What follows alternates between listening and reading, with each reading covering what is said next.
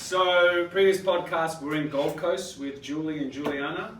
Yes. Thank you for making it. Today we've made it to Sydney and we have all the star players, star lineup. We have Gunjan, our partner from Melbourne. Julie, partner from Gold Coast.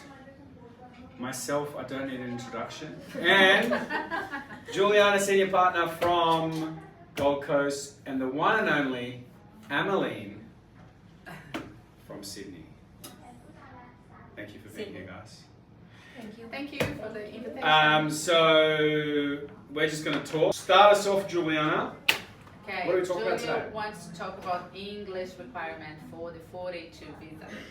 Well, I don't want What's to. the problem? I don't want to bore everyone with details of how much English do you need in IELTS PT. That's not what I want to talk about. What I want to talk about is that if you're in a case where you can't get the required score, we can still lodge your 42. That's something I actually learned from Adam. So wait, it's not time of, because it's not time of application. That's Yes. it. Time of decision. So if you don't have the required score, we still lodge it. Then usually, most of the time, immigration is gonna request for the English. Then if you still can't do it, we're gonna ask for an extension. If you still can't do it, then it may get refused, but then we can appeal, and then you get another 2 years to practice your English. So we have plenty of time for English. That's what I want to say. Yeah, That's- it's and not that- the end all yeah. be all if you Yeah. can't get English. Worst And case that- scenario, you go. And that's different from 186 where you have to have it at time of application. So we've actually had a lot of clients that are eligible for their 186 transitional, Right. but we extend with the 482. And the good thing is, the little tricks is you can actually include the bridging visa on the 482 extension as time for the 186. You can also include, so while you're appealing, you can go offshore and lodge a 186. We've had a few of those approved because there's no requirement to be onshore.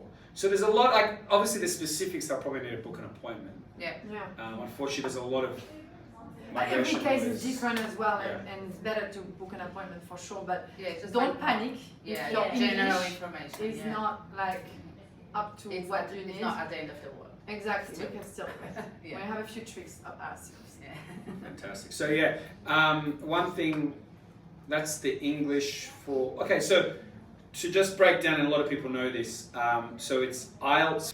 Short term, 5 overall, 4.5 each. Yeah. Medium term, 5 5 each. each. Yeah. Yeah. And the Yeah. PT or PT 36 each 36. or 36 overall, minimum 30 for short term. And I also want to add one more thing because lots of clients are asking me what's easier, PT or IELTS. And I had a very good conversation with an English tutor actually, saying that if you require lower than 6, IELTS is easier. If you require higher than 6 or 6 and above, PT is easier. Because I have a client who can't get the PT and he keeps doing it, and he needs a the equivalent of 5, like the 36, and he can't get it. So I think IELTS in that case would be good. Because I have everybody's some doing PT, clients- but IELTS can be easier actually. I think if like the English skills are a bit on the low side, PTE is better because it's not based on language or vocab. It's based on tricks. Whereas IELTS is vocab based. You know what, It's yeah, actual- yeah. So an PT actual is a mistake. system. So there's people that I can Yeah, barely yeah, understand and they're exactly. getting like 79 Yeah. because you can like memorize. Yeah, it's like you could write a sentence that doesn't make sense, but you've met the You word. trick the word- AI. Yeah, I don't know. Yeah, because it's run by It AI. depends how you're wired. Yeah. So yeah, well, that's what we did with mymodernenglish.com. We used the algorithm, same algorithm to make our own training course. So that's mymodernenglish.com. For anyone that's so also like our new partner Gunjan. A lot of people haven't met her. So tell us about yourself, Gunjan. Tell us all your experience. You've been Okay, around for so- decades. You're a bit of a migration dinosaur, Yeah. right? In a good way. In a good way, yeah. I think I've been doing migration since I was born probably because it's been so many years, like since 2008. Yeah. So Wow. I migrated to Australia in 2006 Yeah. and I kind of knew straight away what I wanted to do because I was myself a migrant. I came in state nomination work Yeah. visa and then I loved Australia, I loved Adelaide. I moved to Adelaide and then Canberra and then Melbourne. So, Okay. so Cool, I've been cool. doing migration since then. And then, so when were you? You've been registered since 2008. 2008. Wow, that's longer than me. When 2009. So in that generation where student visa, the expression of interest wasn't there, so I Yeah. come from that Yeah. generation. Yeah. I heard that before you don't need an invitation for No, the state. no, Yeah, you just nothing. apply and Just you are apply, invited. But I understand that it's getting more complex, but still at the same time, it's still that the people who are really eligible to apply, I think they're applying and getting the visas granted, so that like we had so many employer-sponsored visas granted and partner visas granted. So yeah, so I love migration. I love helping people to migrate to Australia. I love complex cases because in solved migration we do a lot of complex cases. Yes, People, very complex. yeah, people who think that they are not eligible. I love those clients because But it's I think always- yes, they say, oh, for example, employer-sponsored visas. They say, I don't have any work experience, so let's go to the training visa. Because Yes. I realized that Yes. people didn't know about training visas Yeah. No. for a very long time. And the other problem is salary. So my Yes. employer is not willing to pay me the yeah, correct the- amount the because benchmark. he doesn't think I'm right there. I'm like, well, technically, you can get a training visa and Pay you just got to pay 55. minimum wage. Yeah, just pay the 55. There's a lot of 60 people grand. that have a lot of work experience as well and still think that they're not eligible for even the 482 or the Yeah. Yeah. So, Well, because they haven't come because they across have no Solve idea. Q either. Right. The RPL that we can And with obtain. student visas that are going on the Yeah. ground, That's good training point. visas going to be better A too. lot of people didn't know about RPM. Yeah. Yes. That they can get the recognition of prior learning certificate and then use that plus experience to launch the 482 work. But then Yeah. sometimes visa. also you might not even need RPL if you have a lot of years of That's experience. true. 5 Yeah, years, exactly. it depends That's on the true. occupation. That's true. Like some people leave consultations like, what? I came here asking about one thing and I'm Yeah. leaving with all these other Yeah. options. Yeah, So you never know. exactly. I'm going to be based in Melbourne office and we're going to be open for face-to-face consultations and Zoom as well. Right in the middle of the heart of Melbourne CBD. It's a beautiful office. It's a Beautiful office. view. Very It's cool. worth making the appointment just to see the office. Yes. Yeah. Actually, Where is it? It's on William Street, just opposite the Parliament station. So it's Yeah. just walking, just cross the road to the Parliament. So by the time this is released, it'll be solvemigration.com. If you click Melbourne or you want to book an in-person and what languages do you speak, Gunjan? English, Hindi, Punjabi. Fantastic. Oh. I started learning French, but then I Should we give you a little exam? So Jazz, just the cover. So we've got English, Hindi, Punjabi, Arabic, Spanish. English as well. English, yes. Spanish, French, English. Portuguese, bit of Spanish and English. Portuñol. And a bit of and we accept Portuguese clients, not just Brazilians. You know, there's no discrimination there. Oh, is there beef? Should I know this? I feel like having a Joe Rogan moment. I need to say something controversial. So thank you very much. Yeah, it's gonna cut. So thank you, Gunjan. Everyone, a lot of you know Ameline. So she's our migration director in Sydney. And what have people been calling you? They said, don't worry, she's amazing, just like Adam. And they left saying you're better than Adam. Is that what was the exact quote? So sometimes when they come, they're like, oh, we actually wanted to book a consultation with Adam, but they told us to book with you. And then when they leave, I was like, look, if you're not happy, I'll give him a call, we'll speak to him. They're like, we don't need him, it's fine. So we offer a client services guarantee. So if a free second consult with another lawyer or migration agent, if for some reason there was a miscommunication or It's never happened though, touch wood.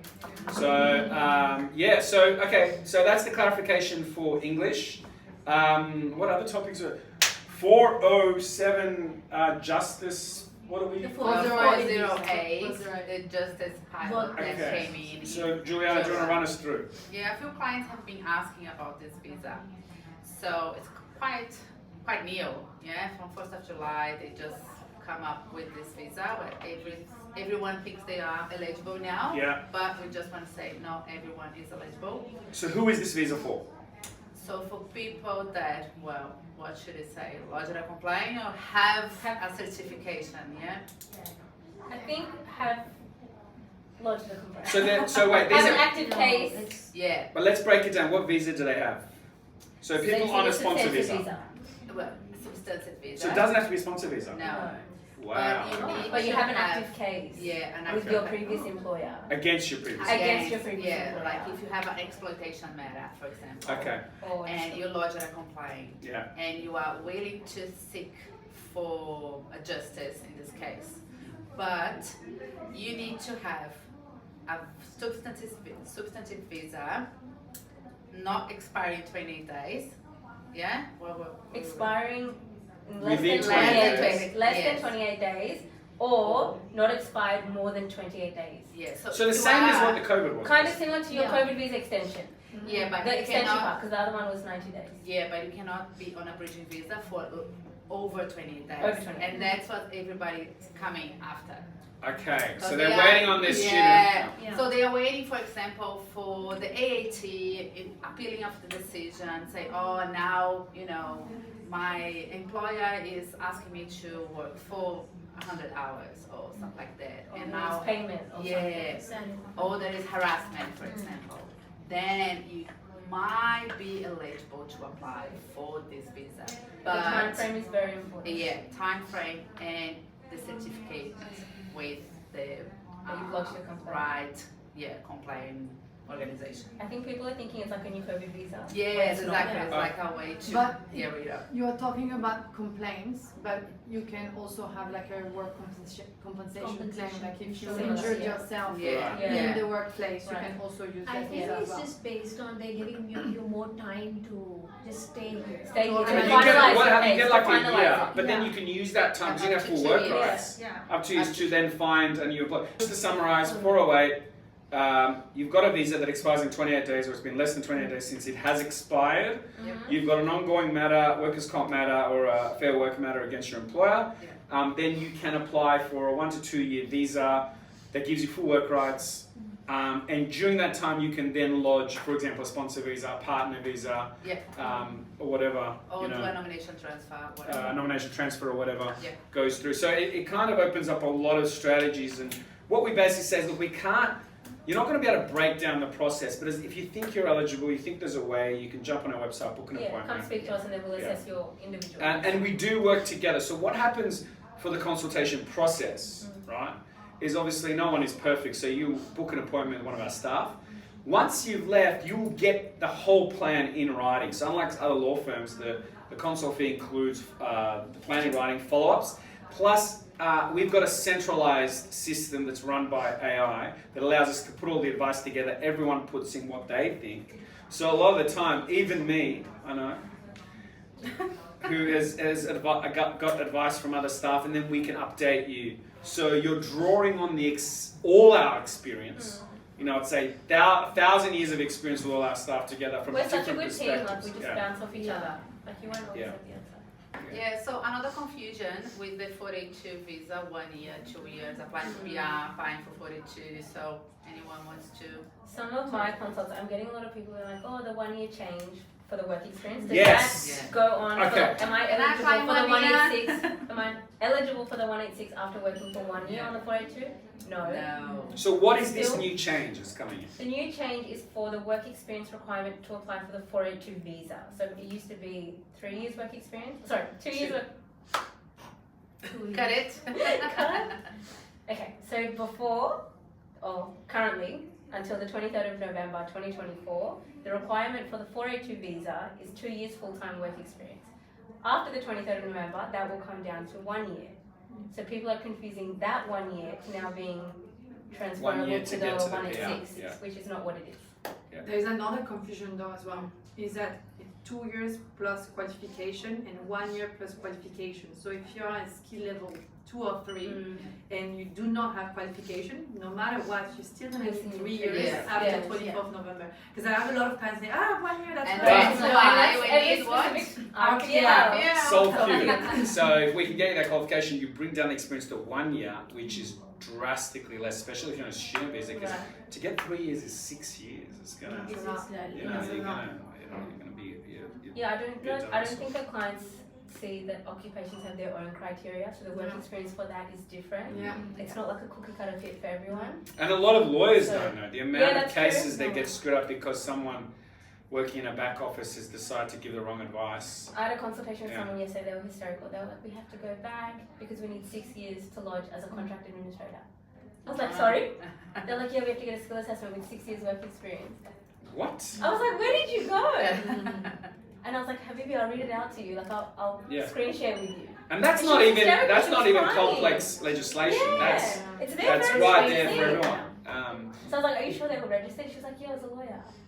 Like, not even on my No, it's resume. because That's we why have we're been here. Yeah, we're like, Because we've been doing this process for For so a long many time, years, yeah. so that's why we can interpret the legislation as well correctly. If people haven't been doing employer-sponsored visas, they wouldn't know these Yeah. tactics to Or very to- like Yeah. straightforward cases Yeah. as well. That's the thing. Yeah, exactly. That's what we are good at. Yeah. The non-straightforward The cases. non-straightforward cases, exactly. So that's going to be exciting. So December. November. 23rd November. You only need 1 year experience full time in the last 5 years, plus meet the skill level which we can assist you with. So for example, if you have been a cook for 1 year, we can obtain you a certificate full of commercial cookery, and you can apply for a sponsor and PR after 2 years. That's a lot amazing. faster than you used to. And that's depending very on your passport as well. That's Keep that in very mind. if they need That's skill another assessment. thing. Yeah. Yeah, that's another thing. But that's very important because of the student visa. Firstly, student visa rejected at the all time. I've been doing this since 2007, and I've never seen such a high volume of student visas rejected. But on top of that, the new law that you can't go from graduate visa to student visa. Or Yeah, that's Tourist visa. to student visa. So you're better off going from tourist to sponsor for it. 407. So it's gonna have to be 482. Yeah, it's not 407. 407. 407. Good stuff. So, Gunjan, have you had any interesting cases recently, or anything that you felt, any challenges that we've kind of overcome, or before, or something like that?